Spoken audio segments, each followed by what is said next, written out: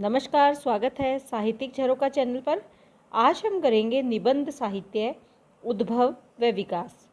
हम सब जानते हैं कि जो निबंध है ये आधुनिक युग की देन है।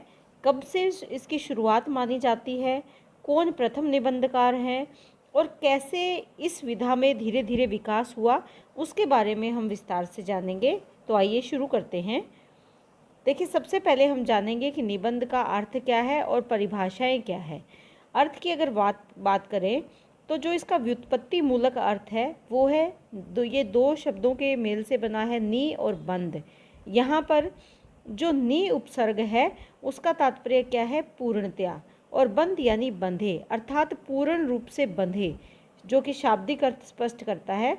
शाब्दिक अर्थ की दृष्टि से अगर देखें तो निबंध क्या है, वह रचना जिसमें विचार, तथ्य आदि पूर्णतया बंधे हुए हों उसे क्या कहते हैं, उसे निबंध कहते हैं। निबंध यानी पूर्ण रूप से बंधे हुए। और क्या बंधे हुए, विचार और तथ्य, ये जहाँ पर पूर्ण रूप से एक दूसरे से बंधे हुए होते हैं, गुथे हुए होते हैं, उस रचना को क्या कहते हैं, उसे निबंध कहते हैं। अब परिभाषाओं की अगर बात करें तो सबसे पहले रामचंद्र वर्मा की परिभाषा है। ये क्या कहते हैं कि वह गद्य में रचित साहित्यिक रचना जिसमें प्रबंध रूप में विचारों का रोचक गुम्फन हो, यानी रोचकता से समावेश किया गया हो, संकलित किया गया हो, एक दूसरे में गुथे हुए विचार हों। कौन से विचार, जिनको प्रबंध रूप में यानी सिलसिलेवार क्रमानुसार उन विचारों को एक साथ जोड़ा गया हो और जो कि रोचकता लिए हो, उसे क्या कहेंगे, उस रचना को, उस साहित्यिक रचना को निबंध कहेंगे। मानतेन की अगर बात करें, मानतेन कौन है, ये यूरोप के प्रसिद्ध निबंधकार हैं। यूरोप में निबंधों के जनक माने जाते हैं मानतेन। ये क्या मानते हैं कि निबंध विचारों, कथाओं और उद्धरणों का मिश्रण है, यानी जिसमें विचार, कथा और उद्धरण इकट्ठे किए गए हो, उनका मिश्रण बनाया गया हो, वो रचना क्या है, निबंध है। इसके बाद अगर लॉर्ड बेकन की बात करें, लॉर्ड बेकन जो कि अंग्रेज़ी भाषा में निबंध के जनक माने जाते हैं, ये क्या मानते हैं कि निबंध बिखराव युक्त चिंतन है, यानी बिखराव से युक्त है, बिखराव है उसमें, विचारों में जो उसमें कथाएं हैं, जो विचार है वो बिखरे हुए हैं और उनके बारे में चिंतन करना, मनन करना, विचार करना ही क्या है, निबंध है। तो ये लॉर्ड बेकन की यहाँ पर परिभाषा है। आपको ये पता होना चाहिए कि अंग्रेज़ी में या अंग्रेज़ी भाषा में निबंधों के जो जनक है वो लॉर्ड बेकन को माना गया है। इसके बाद आचार्य हजारी प्रसाद द्विवेदी के विचारों को अगर देखें तो ये मानते हैं कि प्रमाणों का निबंधन ही निबंध है। यह स्वाधीनता की उपज है कि जो हम अपने विचार दे रहे हैं वो प्रमाणों के साथ दे रहे हैं और उनको एक साथ बांधना, एक साथ जोड़ना ही क्या है, निबंध है। और ये किसकी उपज है, स्वाधीनता की। किस चीज़ की स्वाधीनता, हमारे सोचने की, हमारे चिंतन की, हमारे विचारों की अभिव्यक्ति की स्वाधीनता ही निबंध लेखन का सही मार्ग है, या उसी का परिणाम क्या है, स्वाधीनता का परिणाम क्या है, निबंध की रचना। इसके बाद श्याम सुंदर दास जी कहते हैं कि निबंध उस लेख को कहना चाहिए जिसमें किसी गहन विषय पर विस्तार पूर्वक और पांडित्यपूर्ण विचार किया गया हो, यानी इसमें जो विषय लिया गया है वो कैसा विषय, गहरा विषय है, और उस विषय पर विस्तार से सोचा विचारा जाए और अपनी योग्यता का परिचय उसके माध्यम से दिया जाए, तो वो क्या है, निबंध है। उसके बाद आचार्य रामचंद्र शुक्ल की जो परिभाषा है ये भी महत्वपूर्ण है। ये कहते हैं कि निबंध उसी को कहना चाहिए जिसमें व्यक्तित्व अर्थात व्यक्तिगत विशेषता हो, यानी व्यक्ति की स्वयं की उसमें मौलिकता हो, विचारों की मौलिकता हो, चिंतन की मौलिकता हो। और यदि ये क्या मानते हैं कि यदि गद्य कवियों या लेखकों की कसौटी है तो निबंध गद्य की कसौटी है, यानी गद्य का लेखन। देखिए, पहले पद्य चला करता था, पद्य रचना हुआ करती थी, लेकिन धीरे धीरे गद्य का विकास हुआ और रचना किस में होने लगी, गद्य में होने लगी। तो गद्य की रचना करना कवियों की योग्यता और लेखकों की, यहाँ पर लेखकों आएगा, लेखकों की लेखन की जो रचना है उसकी कसौटी माना गया है कि जो अच्छा लेखक है, अच्छा कवि है, वो अच्छी गद्य रचना भी करेगा। तो इसी आधार को अगर हम देखें तो निबंध क्या है, गद्य की कसौटी है।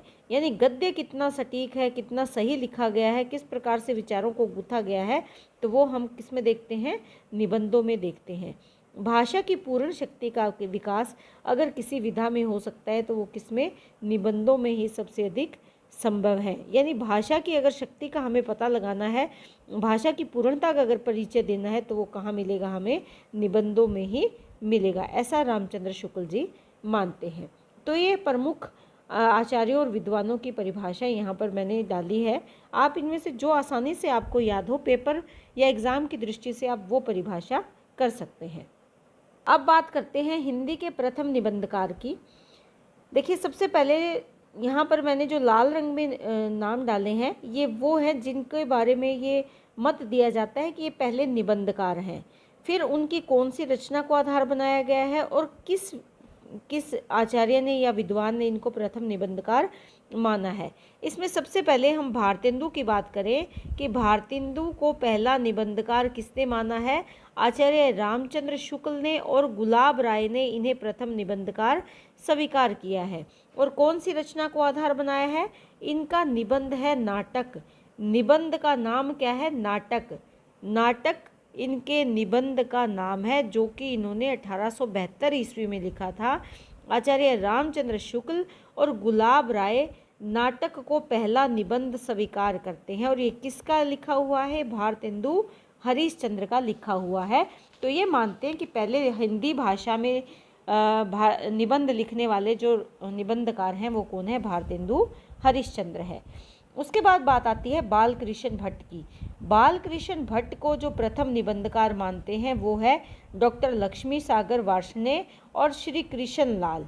ये बालकृष्ण भट्ट को पहला निबंधकार मानते हैं। किस निबंध को आधार बनाया, इसकी चर्चा इन्होंने नहीं की। उसके बाद है राजा शिव प्रसाद सितारे हिंद। इनका निबंध कौन सा है, राजा भोज का सपना, जो कि 1839 ईस्वी में लिखा गया। और किसने स्वीकार किया है कि ये पहले निबंधकार हैं, डॉक्टर गणपति चंद्र गुप्त ये मानते हैं कि राजा शिव प्रसाद सितारे हिंद ही पहले हिंदी के निबंधकार हैं। उसके बाद मुंशी सदा सुख लाल को भी प्रथम निबंधकार माना जाता है। किसके द्वारा, विश्वनाथ एमए के द्वारा इनको पहला निबंधकार स्वीकार किया जाता है। और इनका पहला निबंध माना जाता है सुरासुर निर्णय, जो कि 1840 ईस्वी में लिखा गया था। परंतु सर्वसम्मति से जिस निबंध को आधार बनाया जाता है वो भारतेंदु हरिश्चंद्र का निबंध नाटक है, जिसको पहला निबंध मानकर भारतेंदु हरिश्चंद्र को ही पहला निबंधकार स्वीकार किया जाता है। और ये सर्वसम्मति से जो स्वीकार किया गया है पहला निबंधकार, वो कौन है, भारतेंदु हरिश्चंद्र है। ये आप ध्यान में रखेंगे। लेकिन हमें यहाँ पर इनके बारे में याद रख के इनको बताना है, क्योंकि तभी हम ये जान पाएंगे कि किस किस को माना गया है। भारतेंदु हरिश्चंद्र को भी कुछ विद्वानों ने माना, बालकृष्ण भट्ट को भी माना, राजा शिव प्रसाद सितारे हिंद को भी माना, मुंशी सदासुख लाल को भी माना। लेकिन जो सर्वसम्मति रूप से अगर देखें तो हिंदी के प्रथम निबंधकार भारतेंदु हरिश्चंद्र को माना जाता है। ये आप ध्यान में रखेंगे। अब बात करते हैं निबंध साहित्य के विकास क्रम की। यानी जो निबंध साहित्य लिखा जा रहा है वो किस तरह, कहाँ से प्रारंभ हुआ और किस तरह उन्होंने धीरे धीरे विकास किया। देखिए, सबसे पहले अगर हम देखें तो वो है भारतेंदु युगीन हिंदी निबंध, क्योंकि भारतेंदु जी को पहला निबंधकार स्वीकार किया गया है। और इनके समय में जो निबंध लिखे गए वो इस काल में या इस युग में आएंगे। दूसरा जो काल है या समय है वो है द्विवेदी युगीन हिंदी निबंध। उसके बाद तीसरा क्या है, शुक्ल युगीन हिंदी निबंध। और चौथा है शुक्ल जी के बाद में जो लिखे गए हिंदी निबंध है, यानी शुक्लोत्तर युगीन हिंदी निबंध। इन 4 युगों में बांटकर हम हिंदी निबंध साहित्य के विकास के बारे में विस्तार से चर्चा करेंगे। इनके बारे में मैं अगले वीडियो में बताऊंगी, क्योंकि वीडियो थोड़ा लंबा हो जाएगा तो आपको बोरियत लगेगी। तो अगले वीडियो में हम इनके विकास क्रम के बारे में विस्तार से चर्चा करेंगे। तो उम्मीद करती हूँ कि आज का जो वीडियो है ये आपको बहुत अच्छे से समझ में आया है। इसी हिसाब से आप निबंध साहित्य की भूमिका बनाएंगे, उसके अर्थ बताएंगे, उसकी परिभाषा बताओगे, और उसके पश्चात जो हिंदी का पहला निबंध है उसके बारे में बताओगे। और उसके बाद हमारा जो ये विकास क्रम है वो हम विस्तार से करेंगे। बहुत बहुत धन्यवाद। इसी तरह चैनल को लाइक शेयर और सब्सक्राइब करते रहें।